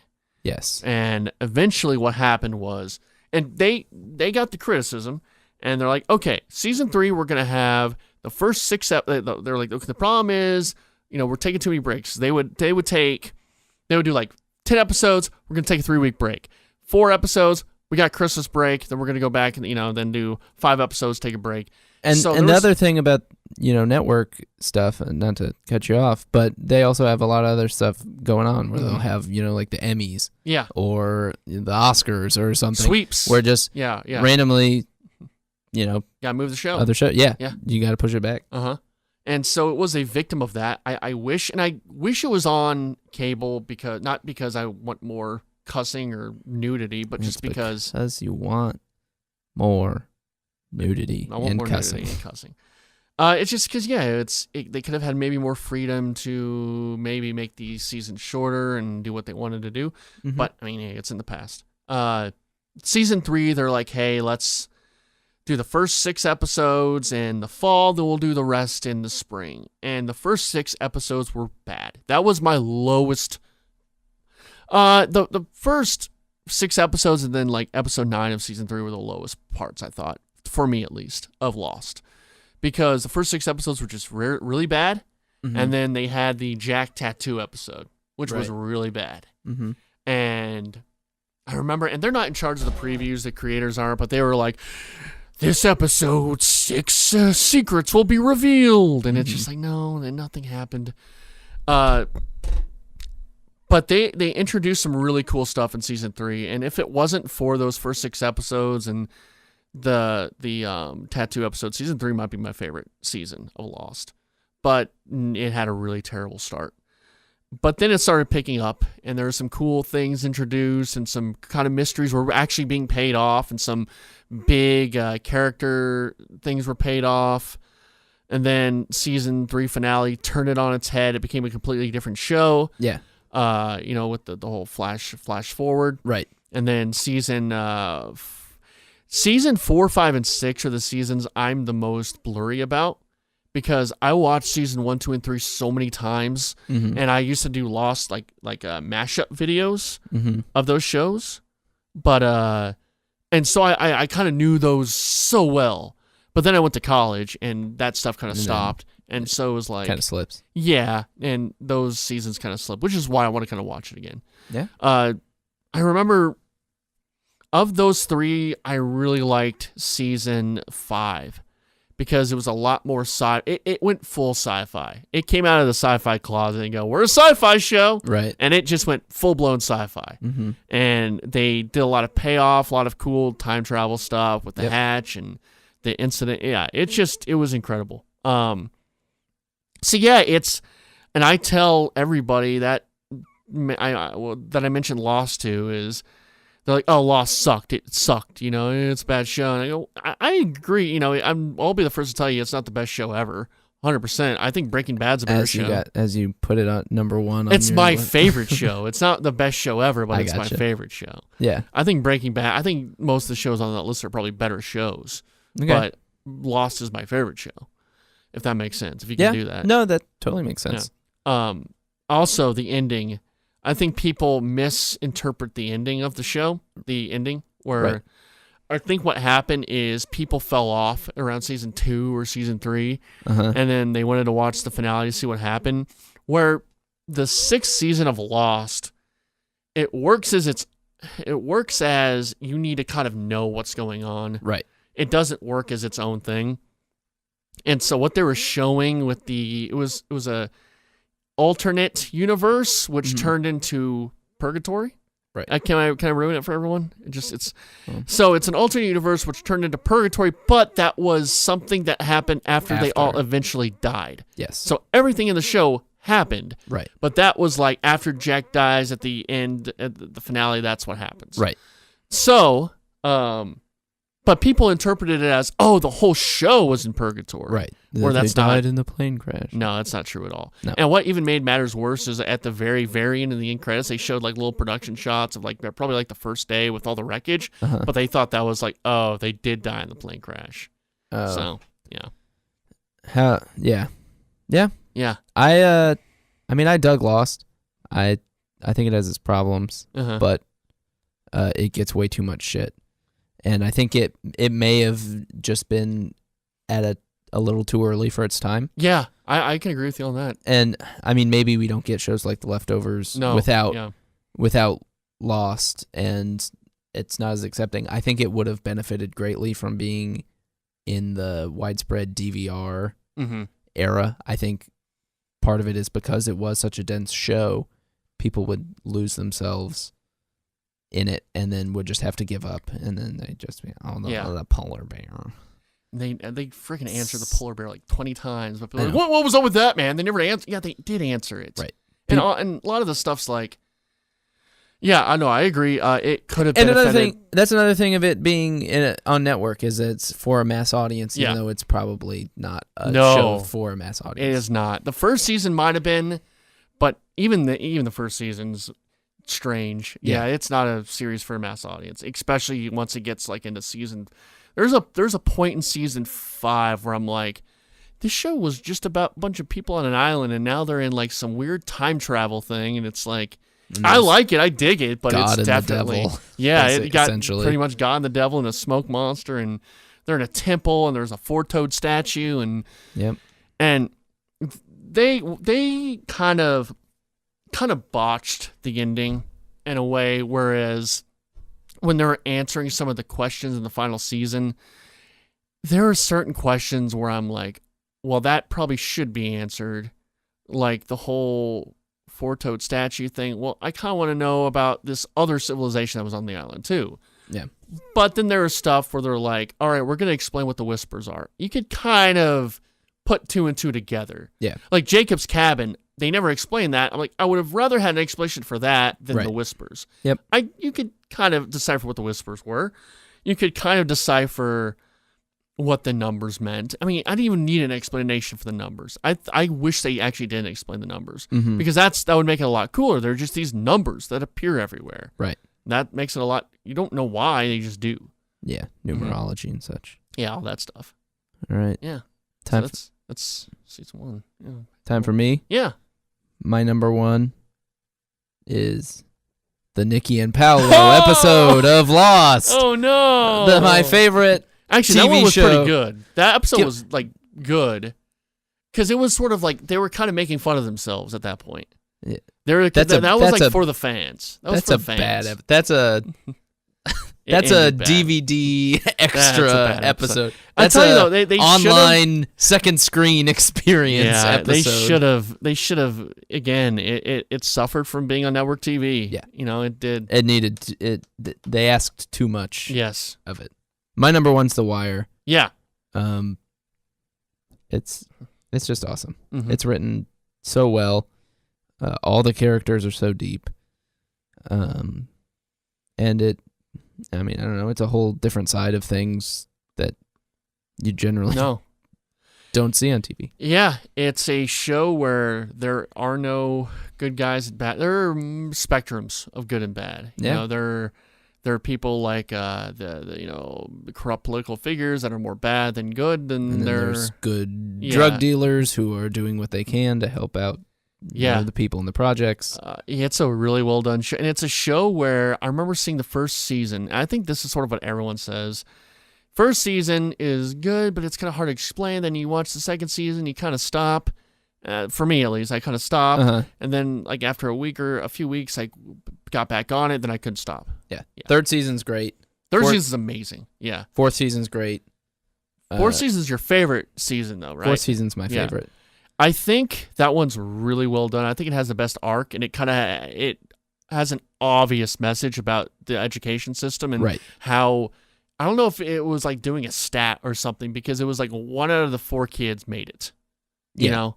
Right. I don't know if that's like a stat or anything they took from, or... Yeah, I don't know. I can totally see how people would like season 3 more, because... It kind of paid off on all the Avon Barksdale stuff. Right. I like those characters a lot. I do enjoy the kind of like building of the Marlowe stuff in 4 that goes along with it. I think the kids is the strongest side. I don't know. I mean, season 1's pretty great. You're season just 2 is good too. I mean, it's not a bad season. It's just different. It reminded me of Ohio. Anytime I go up to it's very crass to say, but like when I go up to Ohio and I hang with my cousin, it kind of reminds me of sort of that blue collar Midwest kind of scenario, you know? Yep. Yeah. So they're not all drunks or anything, but you know. Right. Yeah. No, man, I didn't like season 5. I thought it was all right. I did not like it, but I thought it was very evident that it was kind of him ranting on journalism and newspapers. Like, it wasn't as gray as a lot of the other seasons were. It was a lot more black and white. It was like, okay, this is what's going on. This is the problem. Right. I think David Simon is super good. Yeah. At that kind of stuff. Season 5 is, I don't know. I think part of season 5 that's a problem is that characters that you enjoy become more like openly bad. Yeah. Which, I mean, that's kind of the story. Yeah. Well, I like the politician guy. Carcetti. Carcetti. I thought that was a really interesting look into. It's this young guy, and he just wants to do good, and then he gets into it, and then he has his eyes on the next thing because he's so good. And you realize, you know, not everyone's gonna like you, and you're gonna have to make bad decisions, or you're gonna have to make compromising decisions because one side, you're going to have to pick A or B. It's not going to be all fun and games. You're going to have to really make some tough decisions, and it's hard, and it's, he becomes sort of what he didn't want to be. Yep. Yeah. He's based on Martin O'Malley. Oh, okay. Former Democratic Committee. Mm-hmm. Democratic candidate for president. Oh, wow. Okay. Yeah. Oh. Well, there you go. There you go. That was a laugh and a half. Was a laugh and one half. I don't think we have time to tell you my TV idea. No, I don't think so. But I'll tell you afterwards, maybe, Okay. if you want to. You can leave, though. I'm going to leave. Okay. It's late. We've been here for a long time. Yeah, we have. Well, that was another episode of Super FilmsCast 64. I'm always about to say Gamescast, but it's not the Gamescast. We talked about TV. Yeah, this is nothing. The this is lesser, somewhere in the ether. The lesser of the two. Ouch. TV show. Oh, pedestrian, yes. Trey, where can people find you? You can find me on Twitter at CrayTreyVids, and you can also go to TreyTMitchell.com, see all my stuff. You can subscribe to my YouTube channel at CrayTrey1310. I do a lot of cool videos, and hopefully my video's out by now, because I want to try to finish it this week, even though I haven't done writing it yet. So that's a good way to look at it. Yeah. All right. You can find, since Twitter's bubble finally burst. Yeah, Twitter's bubble burst. That was crazy. Everyone's back to Zanga. Yeah. So hit me up on Zanga. It's Emo Boy 27. Mm-hmm. And, I've been writing a lot about how my parents leaving me has really made things a lot better for me. Oh, that's a good way to look at it. Yeah. Yeah. Well, with that, please like, comment, subscribe. Please rate us on iTunes, because that really helps us out. It really does. It really helps us Trey, out. put that knife down. God, I'm going to do it. I'm going to do it. No, you guys comment on iTunes. Rate us on iTunes, or else Trey's not going to get the help he needs. Help me. It's called a road, it's called a rainbow road. It is a road that you go. It's called a road, it's called a rainbow road. And you will know when you get there. It's called a road, it's called a rainbow road. It is a road that you go. It's a road that you go when you die. It's a road called Rainbow Road. It's a road we're all gonna go. It's a road called Rainbow Road. It's got Princess Peach, Mario, and the Toad. It's a road called Rainbow Road. It's a road we're all gonna go. We'll go. It's Rainbow Road. It's where you go when you die. It's Rainbow Road. I'll miss you again, Uncle. It's Rainbow Road. It's where you go when you die. It's Rainbow Road. I'll miss you again on Rainbow Road.